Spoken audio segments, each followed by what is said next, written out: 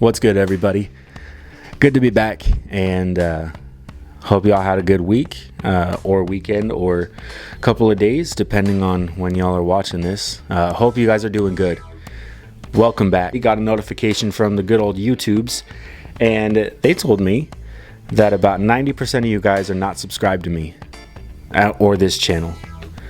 So let's change that. Hit this button down below. I think it's over here. I'm going to assume it's over here, and I'm going to look a little bit dumb and dumber if it's not over here, but I'm just going to stick to my guns. Click the subscribe button, hit the like button, and let's get into it. Last video I did, I brought up this little tool right here.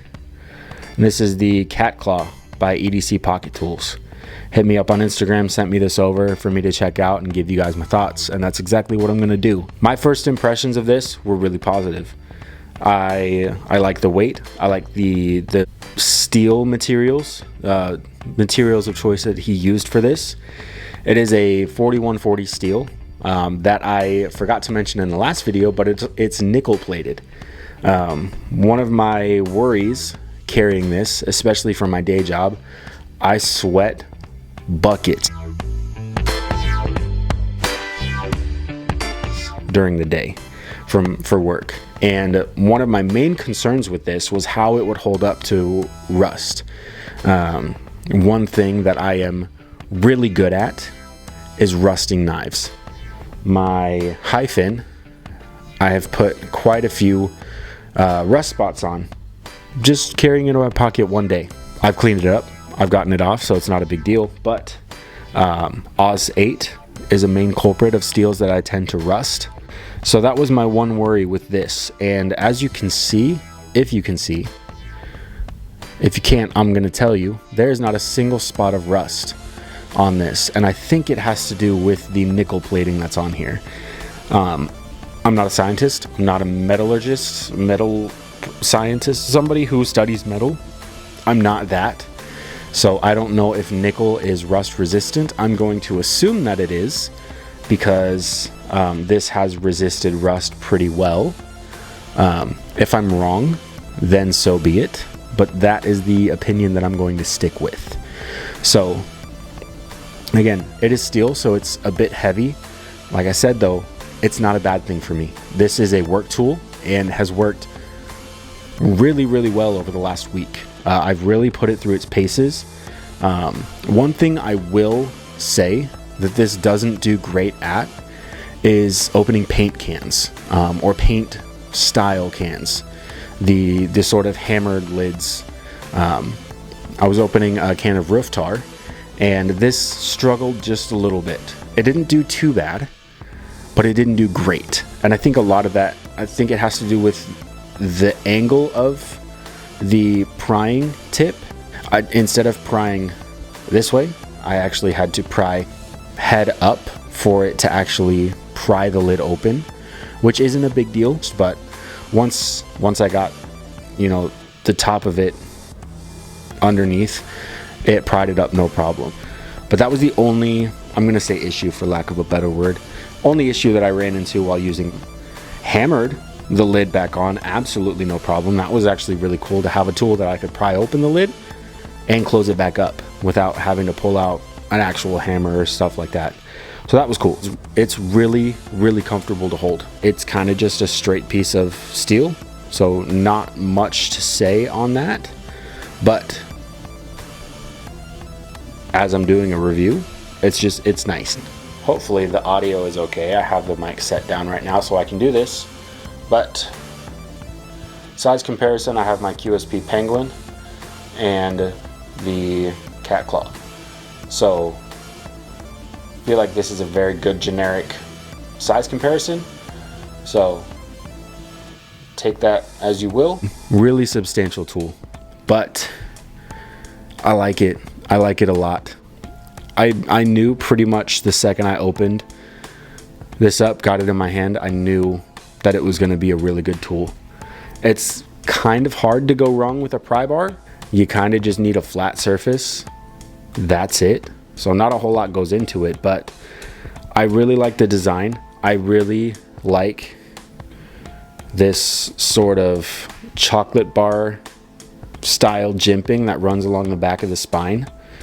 I really like it. There's a really nice textured milling pattern towards the bottom here, and yeah, overall it's just really clean. The design, EDC Pocket Tools, if you're watching this, I hope you are. Design, you killed it on this.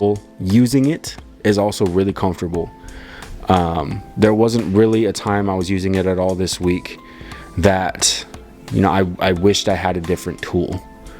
This handled a lot of things really, really well. The edge of this pry end, it tapers down to a really thin edge. It's not sharpened, but it is sharp. And actually cutting plastic off of like cases of water, this did surprisingly well. I used it just out of the sake of wanting to try it out, and it wasn't too bad. Would a knife have been better? Definitely. If you're cutting things, knives are always going to be better than whatever tool you have laying around.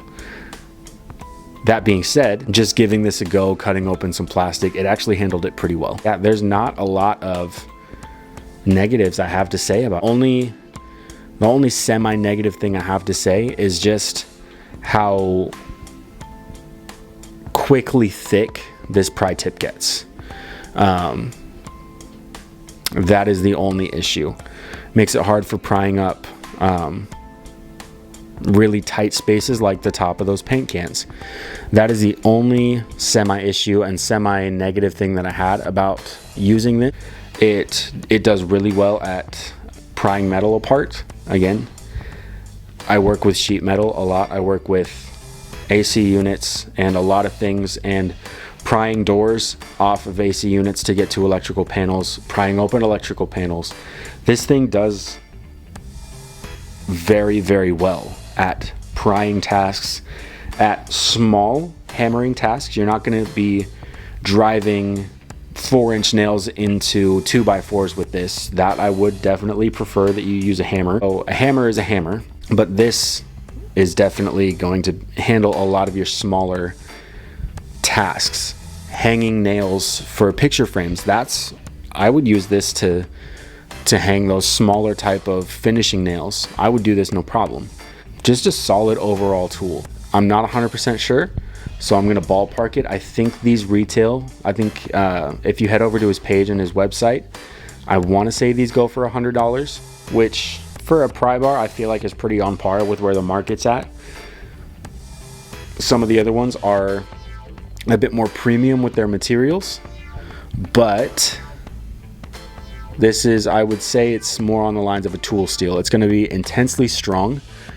It's going to give you that heft that you want, especially with that hammer tip. If you're going to be using this as a hammer, that heft and the weight is spot on and exactly what you would want in a little tiny hammer. And again, with that nickel plating on there, it gives it that corrosion resistance that I would assume is what it's doing, but it is insanely corrosion resistant. I had this in my pocket all week and not a speck of rust on it, which is, in my books, a absolute win.